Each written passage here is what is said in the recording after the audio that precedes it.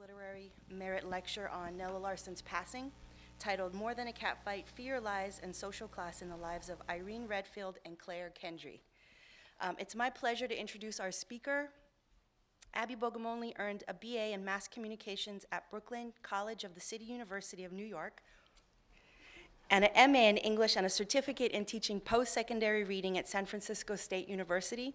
She's the editor of the anthology New to North America, Writings by U.S. Immigrants, Their Children and Grandchildren. She's a native New Yorker, and her father was born in Harlem. Please join me in welcoming Abby Bogomolny. Thank you.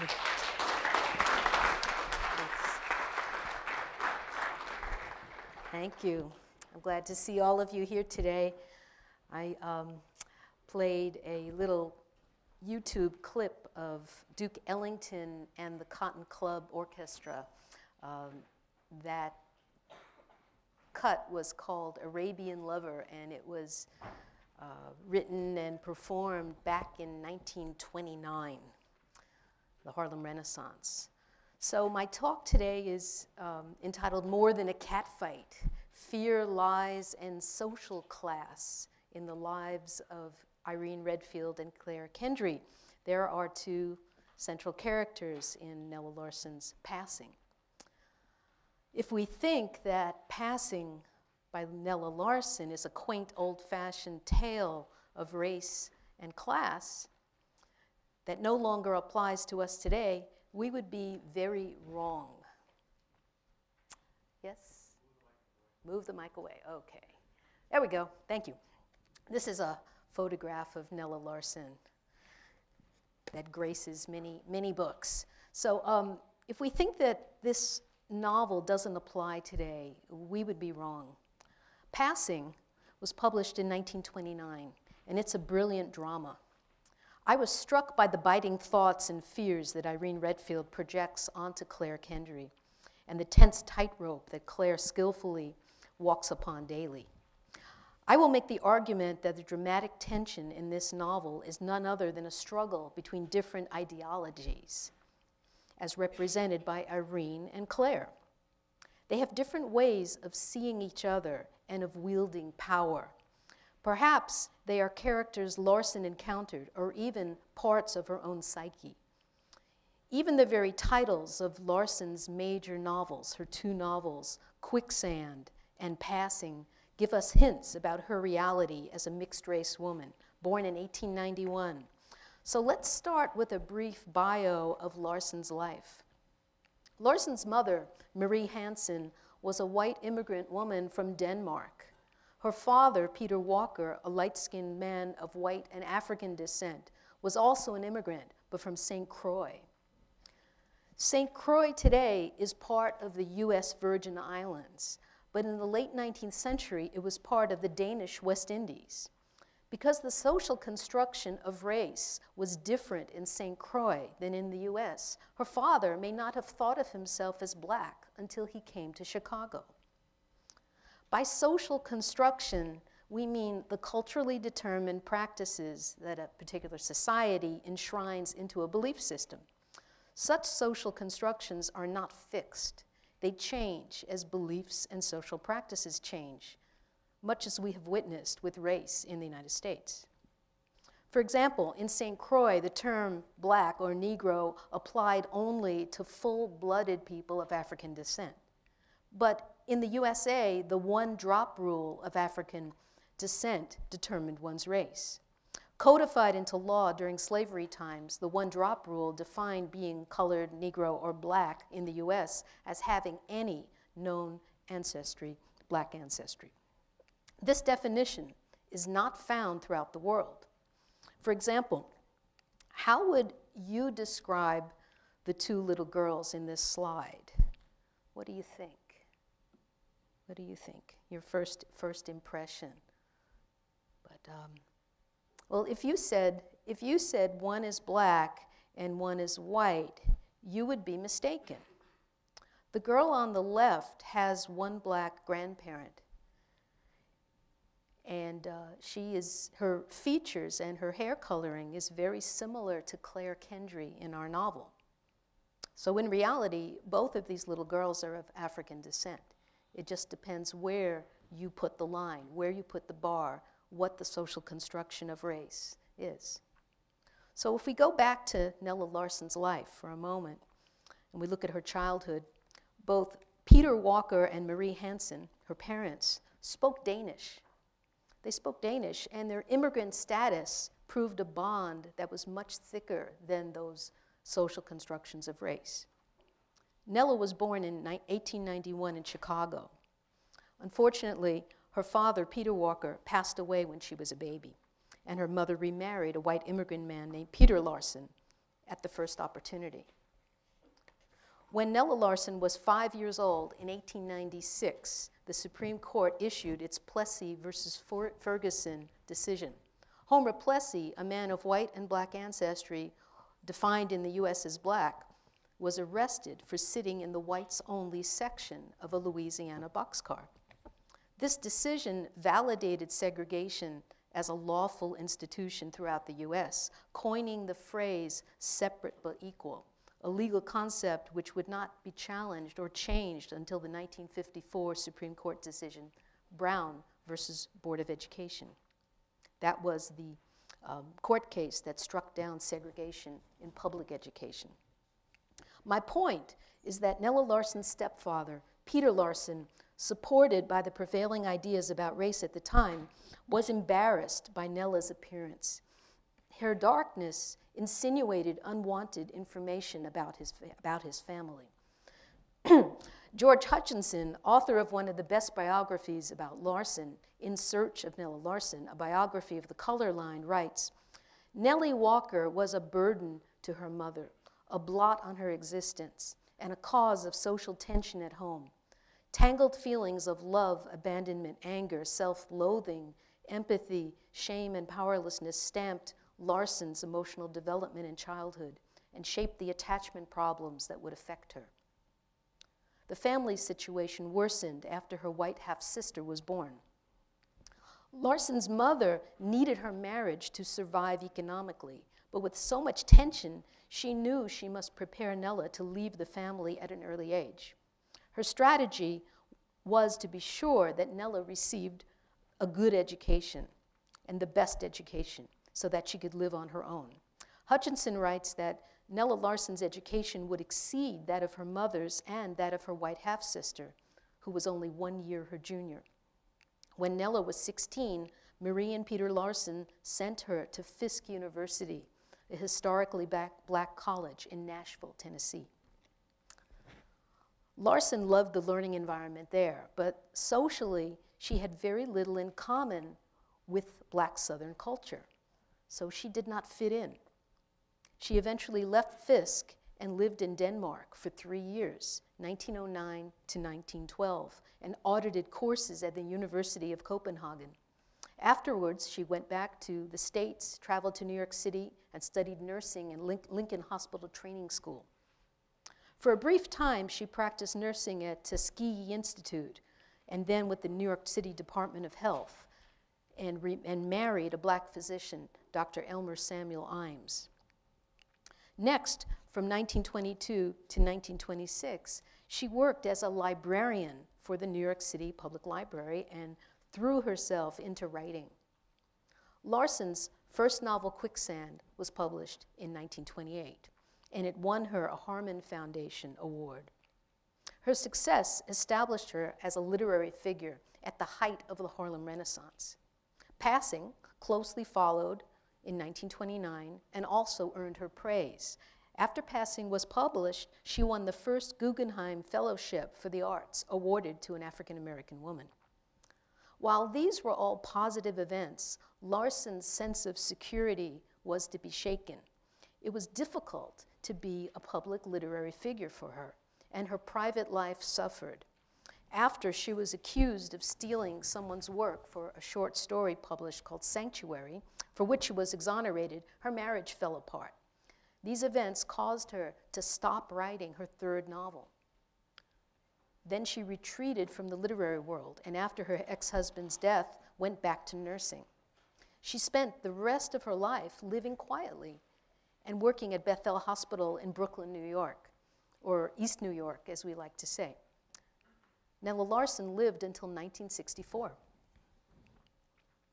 Well, at the beginning of this talk, I promised you that I would examine the strikingly different ideologies that Irene Redfield and Clare Kendry hold that create dramatic tension in the novel.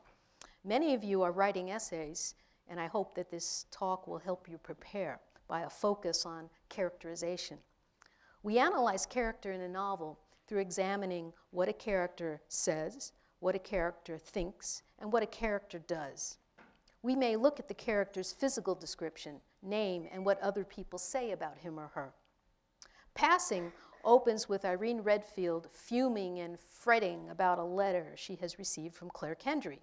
In no uncertain terms, Larsen's third-person omniscient point of view sets up Irene Redfield's perspective as the principal teller of our tale.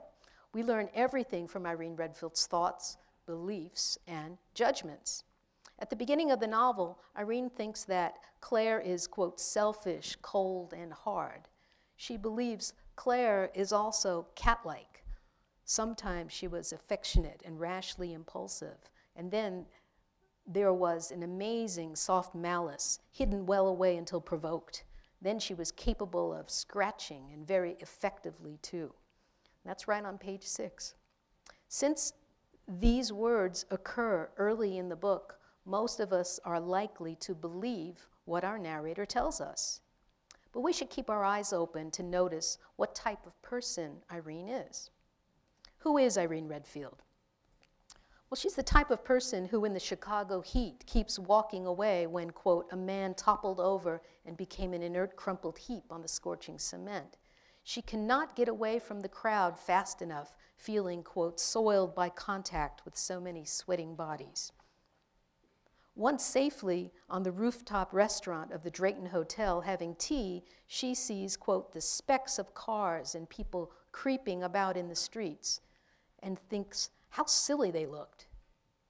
If you're beginning to get the sense that Irene is the judgmental and insensitive one, you would be right.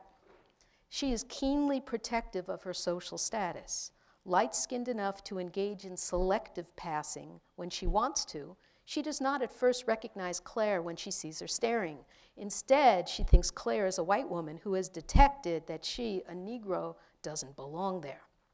Irene reveals she is not ashamed of being black. Rather, quote, it was the idea of being ejected from any place, even in the polite and tactful way in which the Drayton would do it, that disturbed her. Being ejected from a hotel or being put back in her place drastically conflicts with her self-image as a member of the rising black upper middle class. Irene is married to a successful black doctor, Brian, and lives comfortably in Harlem, way uptown New York City, a place that is all the rage in the 1920s, the cutting-edge musical, dance, and literary arts of the Harlem Renaissance. Well, how does Irene view Clare Kendry? Irene is deeply torn between her highly negative thoughts about Clare and a strong personal attraction in her presence. Nella Larsen was very aware that Irene's personal attraction to Clare dare not speak its name, and indeed Larsen has other fish to fry involving class and the duplicitous nature of many members of the rising black middle class. So we're going to spend our energy evaluating that. On page 44, Irene sees Clare as, quote, strangers in their ways and means of living, strangers in their desires and ambitions, strangers even in their racial consciousness. Irene's first image of Clare is one of a girl sitting on a ragged blue sofa, sewing pieces of bright cloth together, while her drunken father raged threateningly up and down the shabby room. The child had edged herself and her poor sewing over to the farthermost corner of the sofa. Irene's thinking continues. It was unsafe for Clare to take a portion of the dollar that was her weekly wage for the doing of many errands for the dressmaker who lived on the top floor of the building, of which Bob Kendry was a janitor. But that knowledge had not deterred her. She wanted to go to her Sunday school's picnic, and she had made up her mind to wear a new dress. So in spite of a certain unpleasantness and possible danger, She had taken the money to buy material for that pathetic little frock. I read that long quote so we could pull out the words, the value words, the judgmental words, poor and pathetic. Instead of having compassion, Irene blames Clare for unwisely risking her father's wrath by saving part of her wages to buy cloth for a new dress. Not only does Irene look down upon Clare's poor, unstable origins, but she has contempt for what otherwise would be respectable qualities: ambition, a desire to better herself, despite the risks. Since Irene values the safety and security of a protected middle-class cocoon, Irene despises Clare's way of operating, always on the edge of danger. In another scene, Irene's unforgiving nature is also evident. Irene and Clare and Brian, Irene's husband, operate in a society in which racism is a given. Clare's husband, John, represents this voice. In Part 1, Chapter 3, when Irene asks him, "So you dislike Negroes, Mr. Bellew?" he answers her with, "You got me wrong there, Mrs. Redfield. Nothing like that at all. I don't dislike them, I hate them. They give me the creeps." It's on page 29 and 30. Little does he know that his audience at tea that day consists of 3 black women, Clare, Irene, and Gertrude, who sit closed-mouthed and stunned through his rant. Irene is later troubled by the silence necessary in this scene to protect Clare's secret of passing. But once again, she blames Clare for exposing her to a humiliating experience, not John, the purveyor of the hate. Note that Irene believes she can do nothing about white racism, so it's safer to blame Clare. Irene and Clare both navigate around John's racism and white racism in general, but they have very different strategies. So how does Irene see herself? Irene grew up in Chicago, and she has always had financial security. Now married to Brian, a doctor, she has been able to keep this status. Irene also has her own housekeeper, Zelina, who frees her to be a socialite and engage in all kinds of do-good work for the Negro Welfare League, activities that never require her to dirty her hands. So in Irene's view, America has worked for her. Irene selectively passes when it's advantageous to do so, such as having tea at the Drayton in Part 1, but she's comfortably situated in a stable black community, insulated from poverty and the condition of many of her brethren. Most telling is Larsen's explanation of Irene's identity on page 76. She belonged in this land of rising towers. She was an American. She grew from this soil and she would not be uprooted, not even because of Clare Kendry or 100 Clare Kendrys. Irene identifies with the system that allows her to be comfortable, but views race as, quote, the thing that bound and suffocated her, because the manner in which society treats black people is at odds with her view of herself as a rising, comfortable American.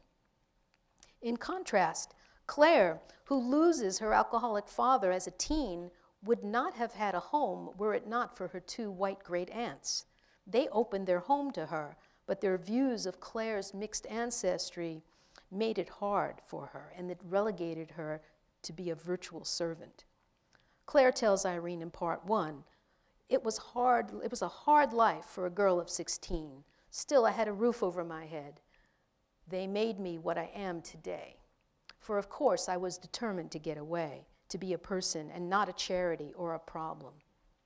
Then too, I wanted things. I knew I wasn't bad looking and that I could pass. Thus, Clare takes a more radical and risky avenue when she elopes with John, a successful white businessman who has no reason to believe she's black. As a result, her life becomes even more materially comfortable than Irene's. Although Clare looks white and is married to someone white, she possesses a stronger sense of double consciousness than Irene. This double consciousness, W.E.B. Du Bois first made clear in The Souls of Black Folks in 1903. It is a peculiar sensation, this double consciousness, this sense of always looking at oneself through the eyes of others, of measuring one's soul by the tape of a world that looks on in amused contempt and pity. One ever feels his two-ness, an American, a Negro, two souls, two thoughts, two unreconciled strivings, two warring ideals in one dark body, whose dogged strength alone keeps it from being torn asunder. So, Du Bois. This describes Clare Kendry very well. In order to pull off her act of passing, she always has to be aware of walking that tightrope. And frankly, she succeeds. She does it very well, although there is, of course, a hidden cost. Now, Irene manufactures a fantasy world throughout the novel. Once she sacrifices and manufactures the fantasy that Clare and Brian are flirting, Clare becomes a threat to her marriage. And that's when Clare becomes her arch enemy. Irene projects her dissatisfaction with her husband's restlessness, his desire to leave New York, his old desire to relocate to a racially more tolerant Brazil, all onto Clare. It's an act of projection. Irene projects every nuance of her ho-hum marriage, perhaps as a result of her own emotional hardness, onto Clare. It is all her fault. Brian invites Clare to a gathering, which is a party for Hugh Wentworth, that Irene had purposely not invited Clare to. But Irene sees conspiracy. Surely Irene will scratch and claw at anything that threatens her firm place in her conservative, bourgeois, middle-class life. So who is cat-like now? I know you'd like that one. I want to say more about Irene's fantasy life off the record. Irene is consistently late in the novel for getting ready to go places. And the principal reason she takes so long getting dressed to go someplace is she's processing, she's thinking, juxtaposing what if. It happens many times in the novel, and it's during these portions that we see that her grip of reality, her grip on logic is not particularly sound. So once critical of Clare and her passing, Irene is going to fight to prevent Clare's husband from finding out that Clare is black. She must stop him from knowing that Clare has been socializing in Harlem. Why? If he discovers Clare's secret, John will divorce her, meaning Clare will be free to ensnare Irene's husband, Brian. It's fear that motivates her, the fear of losing everything, her marriage, her home, and her comfortable social position. The funny thing is that Irene doesn't have any real evidence that Brian and Clare are interested in each other. She lives in her head and then believes the fantasy that she has spun. And we are invited into this fantasy world, which is a constant processing of, did you see how Brian moved his shoulders? That means this, versus, I don't really have anything to worry about. And then again, she'll swing back the other way. And we go back and forth. So I've joked with my class that, she needs meditation, or maybe she needs a Valium, but we don't know what Irene needs. We know that she is not at peace, and her life is driven by fear. Now, this affects her, I'd say, political position, or her identity as well. Larsen tells us on page 69 that Irene Irene thinks this. She was caught between two allegiances, different yet the same. Herself, her race, the thing that bound and suffocated her. Whatever steps she took, or if she took none at all, something would be crushed, a person or the race, Clare herself or the race. Irene views her problem as an either-or situation, being loyal to her race versus saving herself. Being loyal to her race means she would want the truth of Clare's passing to be known.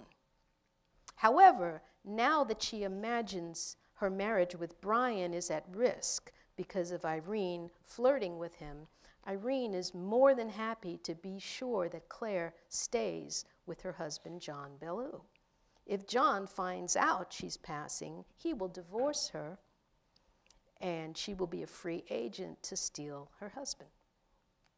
So who is cold and hard now in this novel?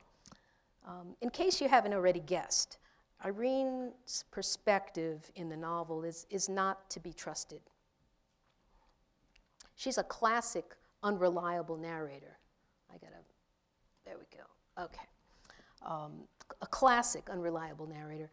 She's one who displays a lack of credibility, providing the reader with either incomplete or inaccurate information as a result of a lack of good taste or judgment or moral sense. We get her lack of moral sense right in the beginning. She's not a compassionate person. She walks by, when the man collapses in the heat in Chicago, she walks right by. Now, we didn't expect her to stop and, give him first aid. A regular person would at least wonder, is he okay? Stop for a minute. Her thoughts are entirely for herself in this. So Irene is a wolf in sheep's clothing, basically. Even her maiden name, and this is another element of characterization, sometimes a name will be symbolic. So even her maiden name, Westover, Irene Westover, is a clue to her nature of trusting the values of the West over other systems. Deeply conflicted and deeply secure, she demonizes and destroys whatever threatens her. In her confusion, she condemns the actions that people who are economically below her have to take to gain stability, like Clare. Motivated by fear, she manufactures threats to her social status. She believes her lies and then strikes out against those who are different. Nella Larsen's passing presents us with this stunning portrait of hypocrisy, denial, and then projection. Larsen captured more than a catfight. Irene's acidic jealousy and fear of Clare is the red spark of a burning cigarette that, in her mind, must be stamped out. Irene's claim that Clare is cold, hard, and selfish instead fits her own personality pretty well. Clare may be passing for white, but Irene is passing as a caring person. She wants others to believe that she's a carefree socialite with a happy family, but nothing could be further from the truth. Moreover, Larsen warns us that white racism is real, but she dramatically conveys that even members of the black community are capable of enabling the status quo if they believe their own security is in jeopardy. The Irenes among us will be pleased to downplay the need to remember and understand history, as Irene demonstrates on page 74 when she asked Brian to stop teaching their son, Brian Jr., about recent lynchings and white racism, which was affectionately called, quote, the race problem back in the 20s. Purposely ambiguous, Larsen ends the novel having us guess who indeed is responsible for Clare's fall from the window. I will not examine the competing theories that others have found to explain her death in the last few pages, but I will mention that the strongest one indicts Irene for this deed, and her motives are plentiful. Foreshadowed in several places in the novel, Irene vows to herself to destroy Clare. For example, page 40. Was she never to be free of it, that which crouched always deep down within her, stealing away the sense of security, the feeling of permanence from the life which she had so admirably arranged. Irene is all about security and regularity and appearing that everything is good. And then on page 69, it would be enough to rid her forever of Clare Kendry. And finally, on page 72, which is pretty evident, then came a thought which she tried to drive away. If Clare should die, then, oh, it was vile to think, yes, to wish that. She felt faint and sick, but the thought stayed with her. She could not get rid of it. Okay, this is during a section in the book where she could have benefited from meditation or Valium, where she's swinging back and forth. What is she going to do? You know, what is she going to do? Is Clare really having a dalliance with her husband or not? And we have symbolism. We have some symbolism on page 66, and I'll get my book for that. There's a little party, that Brian invited Clare to, that Irene did not want Clare to come, and Irene is worked up because of this. She feels extremely insecure. I have to go to page 66. I call this the symbolism of the cup. Hugh Wentworth apologizes. The party is for him. And he apologizes for perhaps pushing Irene, but he really doesn't mean it. He's noticed that she has dropped a cup and it's broken on the floor. Okay, so he asks her, he says, "I'm so sorry if I pushed you."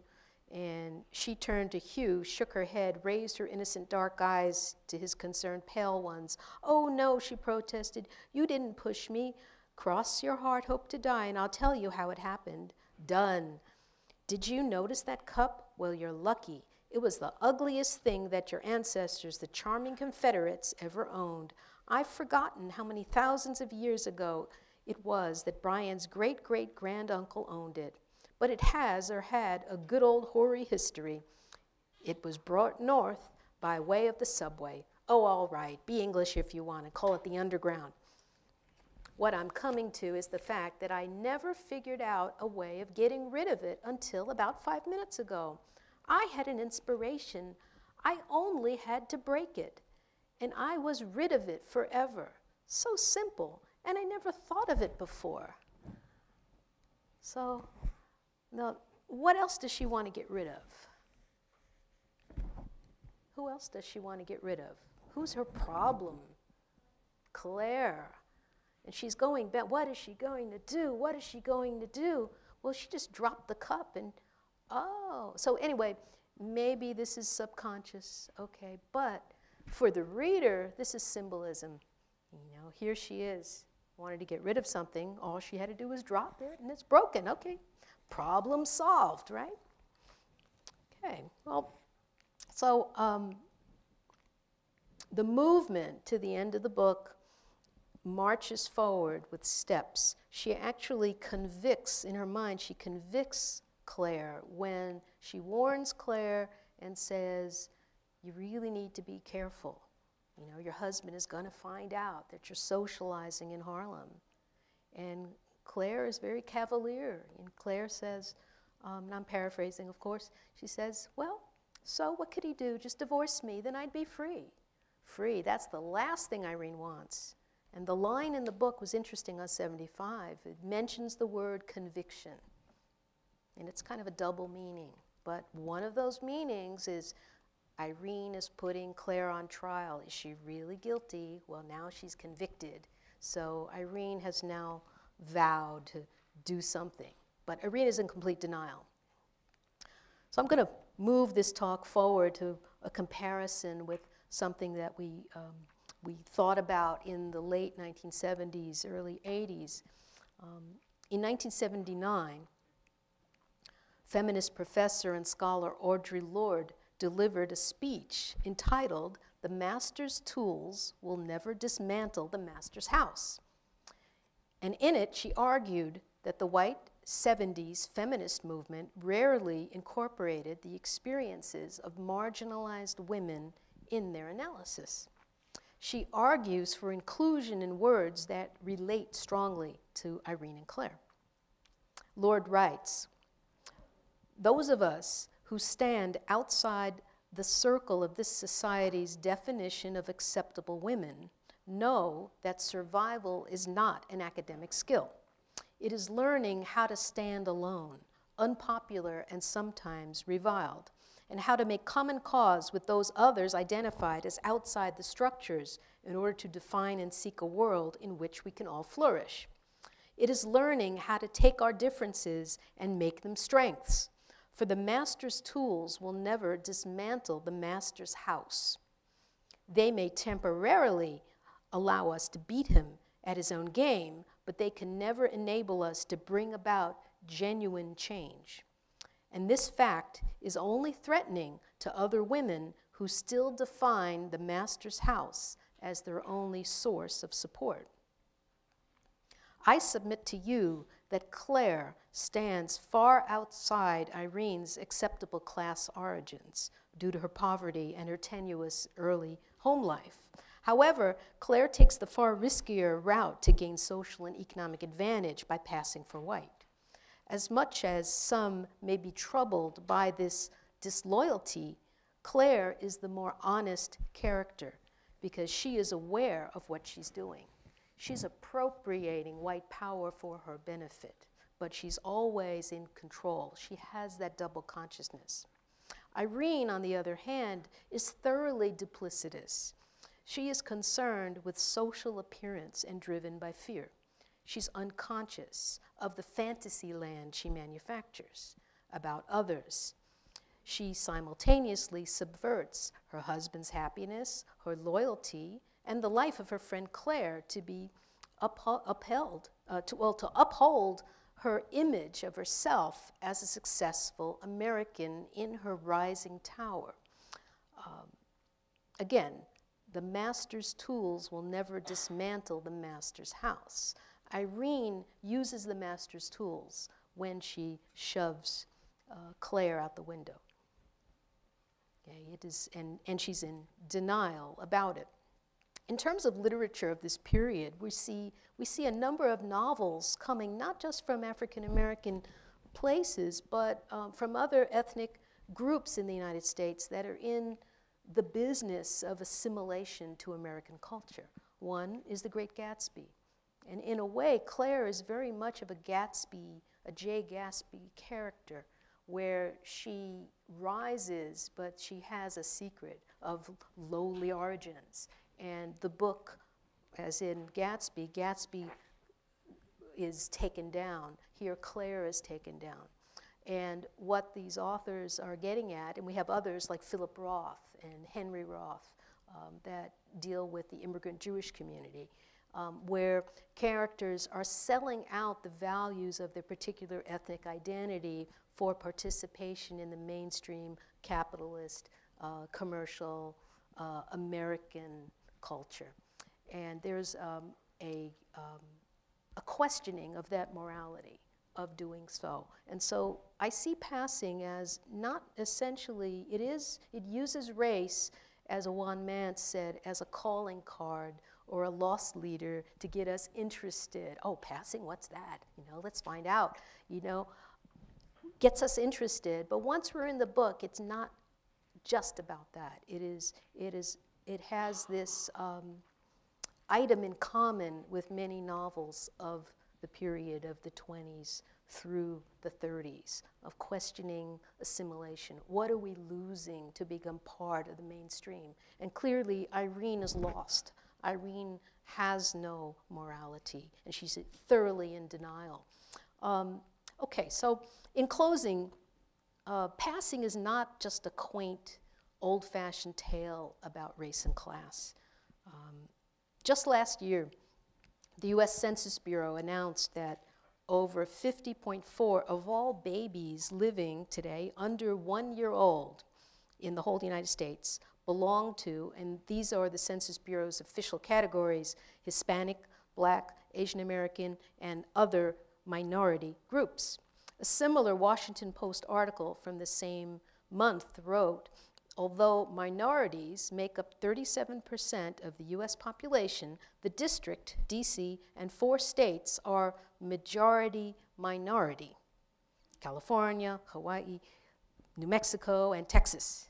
Note the article's language, majority minority. An oxymoron, yes, right, or oxymoron, however you pronounce it. But more importantly, the phrase is a naked reestablishment of a color line. And just in case we forgot, where the line is, if we need this term, majority and minority, to refer to an implied exclusion from power, we're now back to the same social construction of race that we were in the beginning, the one-drop rule. Right? If we could see it in you, you're over here, excluded from power. In other words, even when people of color become a majority, they still remain a minority. So now this, so the language carries perspective. So with this perspective, rather than a relic of the past, could it be that our post-civil rights, post-Obama election representations of race are still the same? I don't know. These demographics tell us something else. Decisions about identity for young people of mixed ancestry will be more common and a more crucial part to work out. If we become conscious of our origins, of the social constructions of race, we can begin turning our differences into strengths. Besides self-definition, we must resist falling into, as Audre Lorde says, using the master's tools on each other. We must respect our origins, respect our different ways of moving in the world. Only then can we chart different paths to inclusion. Irene Redfield and Clare Kendry, in passing, represent very different ideologies. If we're ever to bring in more people from the margins, we must educate the Irenes of the world that love is greater than fear. Thanks. Thank you.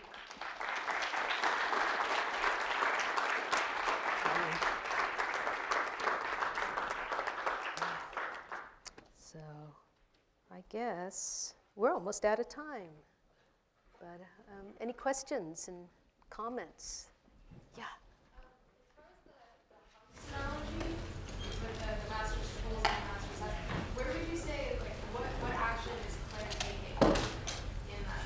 As if Irene's using the master's tools, right? Which I think is what you're saying. Right. What is Clare doing? Because I think Clare is not trying to change Okay. society.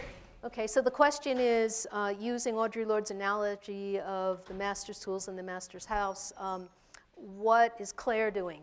What is Clare doing? And Clare is gaming the system. Clare is passing for white, not because she wants to be white deep down in her heart. She wants inclusion into the economic advantages that the society will grant her. She's gaming the system. She's a trickster. She's a trickster, and she's doing it well. If she would have hated herself for being black and passed, then there would be a problem. Then she would have had a negative identity. But Clare loves herself. Clare is proud of herself. She's gaming the system. She retains a double consciousness, and she's good at it. So I see that her trickster self is able to handle the tightrope walk. Yeah, yeah. And but Irene is the one who's definitely keeping the boundaries of no, you're not part of our crowd, and you'll never be part of our crowd. So anyway, thank you. Yeah.